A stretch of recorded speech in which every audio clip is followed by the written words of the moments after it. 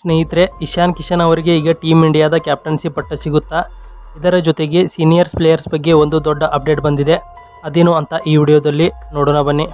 ಇಶಾನ್ ಕಿಶನ್ ಅವರ ಫಾರ್ಮ್ ಮತ್ತು ಕ್ಯಾಪ್ಟನ್ಸಿ. ಇನ್ನು ಇತ್ತೀಚಿನ ದಿನಗಳಲ್ಲಿ ಇಶಾನ್ ಕಿಶನ್ ಅವರ ಫಾರ್ಮ್ ಮತ್ತು ಕ್ಯಾಪ್ಟನ್ಸಿ ಎರಡೂ ಅದ್ಭುತವಾಗಿದೆ. ಸೈಯದ್ ಮುಸ್ತಾಕ್ ಅಲಿ ಟ್ರೋಫಿಯಲ್ಲಿ ಜಾರ್ಖಂಡ್ ತಂಡವನ್ನು ಮುನ್ನಡೆಸಿ ಟ್ರೋಫಿ ಗೆಲ್ಲಿಸಿಕೊಟ್ಟಿದ್ದಾರೆ.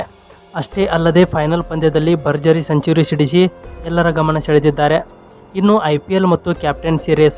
IPLನಲ್ಲಿ ಪ್ಯಾಟ್ ಕಮಿನ್ಸ್ ಅವರ ಅನುಪಸ್ಥಿತಿಯಲ್ಲಿ ಇಶಾನ್ ಕಿಶನ್ SRH ತಂಡವನ್ನು ಮುನ್ನಡೆಸುತ್ತಿದ್ದಾರೆ ಮತ್ತು ಸತತವಾಗಿ ಪಂದ್ಯಗಳನ್ನು ಗೆಲ್ಲುತ್ತಿದ್ದಾರೆ.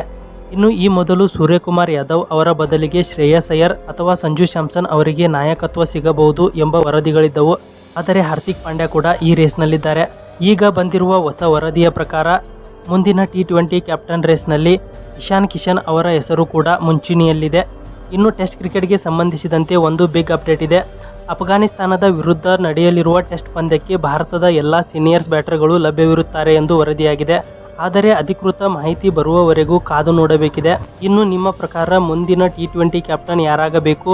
ಇಶಾನ್ ಕಿಶನ್ ಅವರ ಕ್ಯಾಪ್ಟನ್ಸಿ ಬಗ್ಗೆ ನಿಮ್ಮ ಅಭಿಪ್ರಾಯವೇನು ಅಂತ ಕಮೆಂಟ್ ಮಾಡಿ.